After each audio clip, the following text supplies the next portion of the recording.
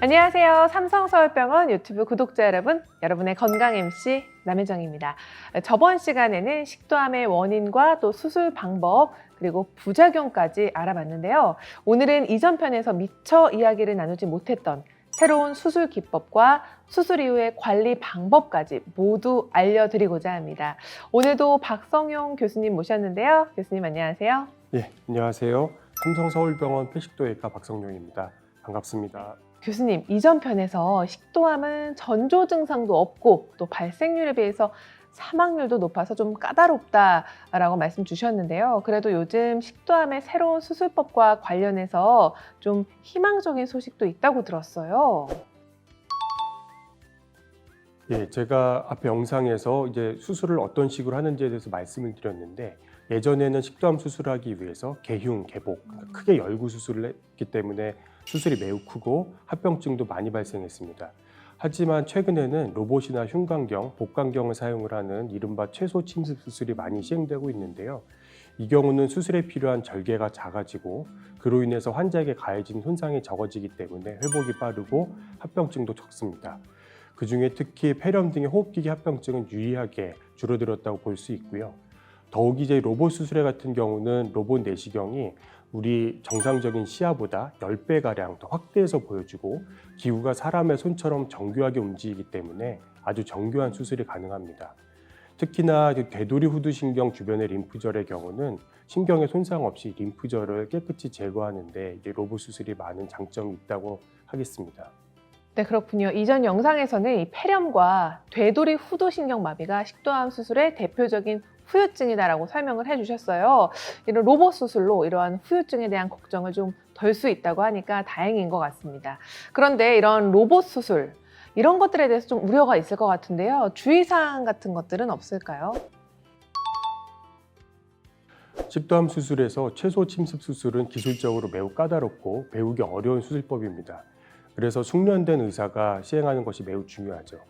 이렇게 숙련된 외과 의사가 시행하는 최소 침습 수술은 개흉에 비해서 특정한 합병증을 적게 발생한다는 보고들이 있지만 국가별 자료를 살펴보면 개규보 연구에서는 개흉술과 최소 침습 수술 사이에 성적이 유사하다는 결과들도 있습니다. 결국은 이 이야기는 로봇 수술을 비롯한 최소 침습 수술이 유의미한 좋은 수술 결과를 얻기 위해서는 숙련된 의사에 의해서 시행돼야 된다는 거죠. 저는 개인적으로 초기 식도암의 경우는 대부분 로봇이나 흉곽경을 통해서 수술을 하고 있습니다. 하지만 또 무엇보다 수술의 방법은 수술의 목적 그 자체가 될 수 없습니다. 우리가 수술하는 것은 완전 절제를 하는 것이 수술의 목적이 되어야 됩니다. 수술 방법은 환자의 상태나 병변의 크기 등을 종합적으로 판단해서 의사가 최선의 방법을 선택하는 것임을 기억해 주셨으면 합니다. 네, 맞습니다. 환자분의 이 상태에 따라서 가장 최선의 수술 방법을 교수님께서 선택을 해주시고 그 소견을 잘 듣고 잘 선택을 하셔야 될 것 같습니다. 이렇게 식도암 수술 방법과 관련된 이야기를 나눠보고 있는데요. 그렇다면 이제는 수술 이후에 대한 것도 좀 설명을 들어보고 싶어요. 아무래도 이 식도 수술 후에 식사는 제대로 할 수 있을지, 또 일상생활에는 어려움이 없을지 걱정이 되실 것 같습니다. 예, 그 식도암 수술의 목표는 완전 절제가 첫 번째고, 두 번째는 환자가 정상적인 식사를 할 수 있도록 하는 데 있습니다. 하지만 원래 가지고 있던 소화기관인 식도를 제거하고 위나 대장, 소장 등의 다른 장기로 재건을 하기 때문에 이전과 똑같이 식사를 할 수 있다고는 말할 수 없겠습니다. 연구에 따르면 수술 환자의 90%가량이 먹는 데 불편함을 호소한다고 이야기를 하는데요. 의학적으로 문제가 돼서 실제로 교정을 해야 되는 경우는 이보다 훨씬 적긴 하지만 아무래도 수술하게 되면 그 소화기관의 구조가 바뀌기 때문에 이런 불편감을 호소하는 것은 어쩔 수가 없습니다. 정상적으로 이제 식도와 위 사이에는 음식을 먹으면 음식이 역류되지 않게끔 하는 해부학적 구조들이 존재하게 됩니다. 괄약근 같은 것이 존재하게 되는데 수술하면서 이 구조물들은 제거할 수밖에 없기 때문에 식사 후에 역류가 잘 일어납니다. 원래 식도는 연동 운동을 하면서 음식을 입에서부터 위로 아래 방향으로 전달하는 움직임을 만드는데 식도가 제거되고 위로 재건할 경우에 위는 일반적으로 이러한 연동 운동을 식도처럼 원활하게 하지 않기 때문에 음식이 내려가는 데 시간이 필요합니다. 안타깝게도 아예 이전과 같이 돌아갈 수는 없다라는 말씀을 해주셨어요. 그렇다면 식도암 수술 이후에 식사 시간에 좀 불편감을 좀 덜 수 있는 그런 좀 팁이 좀 있을까요? 예, 그 많은 환자분들이 수술 이후에 음식을 많이 먹으면 가슴 안에서 음식이 쌓이는 듯한 느낌이 든다고 말씀을 하시는데요. 앞에서 말씀드린 것처럼 음식이 아래로 내려가는 데 있어서 연동 운동이 제대로 일어나지 않기 때문에 중력에 의해서 음식이 내려가게 되고, 이렇게 음식이 내려가는데 시간이 걸리기 때문에 불편감이 느껴집니다. 이런 불편감이 생기면 음식 섭취를 중단하고 중력에 의해서 내려갈 때까지 기다렸다가 드셔야 되고, 눕지 마시고 살살 걸어 다니시면 음식이 내려가는 데 도움이 됩니다. 그리고 위를 사용을 해서 재건을 할 경우에 원래 위가 음식을 저장하는 기능을 하잖아요. 근데 그러한 기능을 더 이상 이제 수행할 수 없게 됩니다. 그래서 예전처럼 많은 음식을 한꺼번에 많이 드실 수가 없게 됩니다. 그래서 수술 이후에는 소량의 음식을 자주 드시도록 이렇게 생활 습관을 고치셔야 되는데요. 저는 환자분들에게 일반적으로 예전에 한 번에 드실 때 먹던 양의 절반 정도를 나눠서 절반 정도로 하루에 6, 7끼 정도로 드시라고 이야기를 드리고 있습니다. 네, 아무래도 좀 한 번에 많은 양을 드시던 분들은 좀 아무래도 적응이 좀 필요할 것 같고요. 아무래도 식사 양이 줄어들다 보니까 조금 더 양질의 식사를 하셔야 될 것 같다라는 생각이 듭니다. 일상생활에서도 지켜야 될 부분이 있다고 들었어요.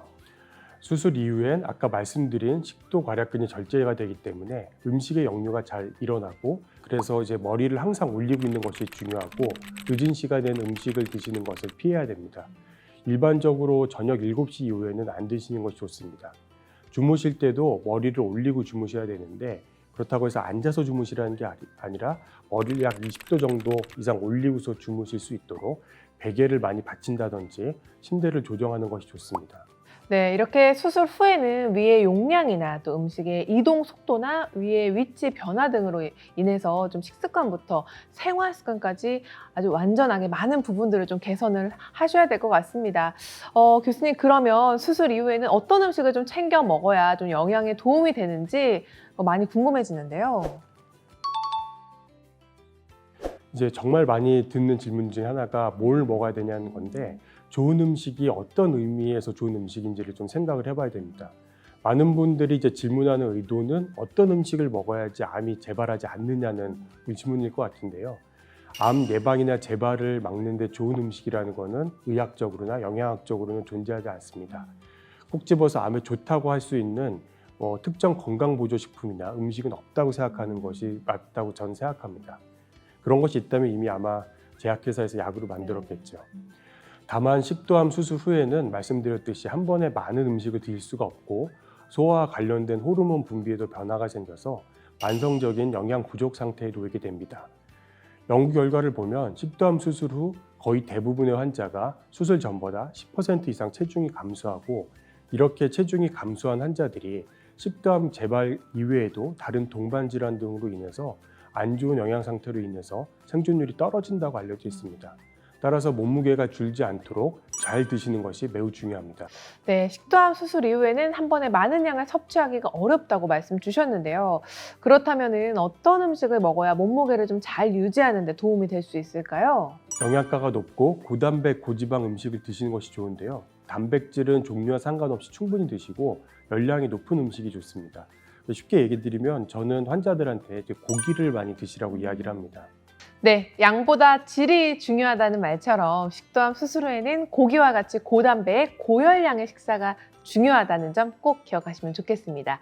지금까지는 먹으면 도움이 되는 음식을 알아봤다면 이제는 되도록 먹지 말아야 할, 피해야 할 음식도 좀 알아봐야 할 것 같은데요. 어떤 것들이 있나요? 식도암 수술 후 크게 가려야 될 음식은 없지만, 이제 껍질째 먹는 과일이나 채소, 잡곡 등은 이제 소화가 잘 되지 않기 때문에 먹지 않는 게 좋겠습니다. 신선한 과일과 채소 좋다고 얘기 드렸는데 이제 껍질이 소화가 안 된다는 얘기고요.